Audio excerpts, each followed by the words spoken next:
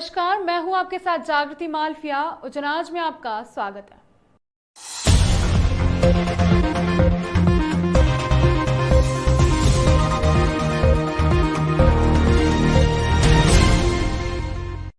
उज्जैन में corona curfew से 7 मई तक छुटकारा नहीं मिलने वाला है, मगर 1 मई से किराना दुकानें फिर से सुबह 8 से 12 बजे तक खोली जाएंगी।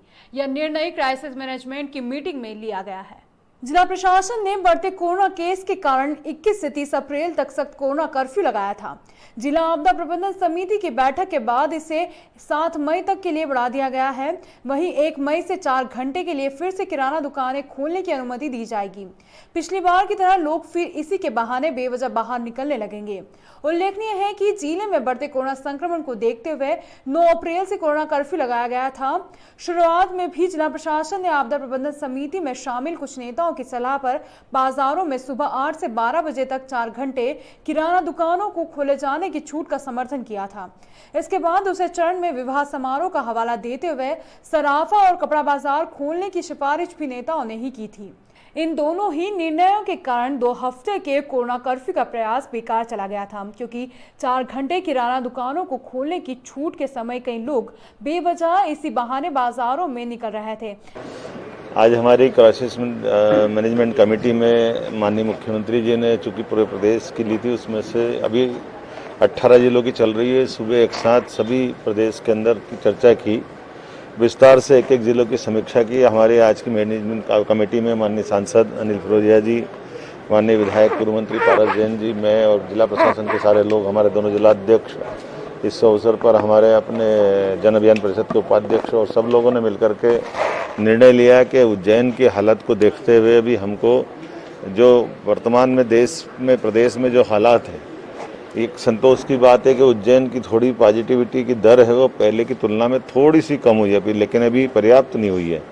ऐसे में इस बात की गुंजाइश रखी गई है कि हमारे यहाँ जिस प्रकार से हमने हालात पे कंट्रोल किया है, तो इसको वैज्ञानिक तरीके से ही धीरे धीरे आगे जा कर के हमको आगे अगर यही समाधान की दर रही तो इस पर कंट्रोल भी कर सकेंगे और जनजीवन सामान्य करने की दिशा में अगर आगे बढ़ेंगे। हमारे राशन की दुकानें हैं, इन राशन की दुकानों पर आगामी 3 माह का राशन फिर देने की दृष्टि से 1 तारीख से दोबारा निर्देश जारी कर दिए हैं।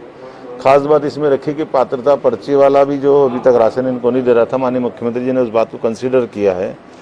2 हमने बड़े पॉइंट लिए थे, उन दोनों पॉइंट पे भी हम जा रहे हैं कि खासकर हमारे जो ऐसे प्राइवेट चिकित्सक है, जिन चिकित्सकों को अपने अलग अलग ख्याति है, पहचान है, वो भी अपने अपने चिकित्सालय में बैठ करके अन्य बीमारों के मरीजों को भी वो देखे, क्योंकि कोविड का इलाज होना, कोविड की चिंता करना अलग बात है, लेकिन जो सामान्य बीमार हैं, अलग से जो बीमार हैं, उनको भी चिंता करना ये हमारा काम है। इसके बाद जब विवाह मुहूर्त को देखते हुए सराफा, कपड़ा, अन्य बाजारों में ढील दी गई थी, तो लोग बाजारों में ऐसे उमड़ रहे थे कि शहर के हर घर में शादी हो।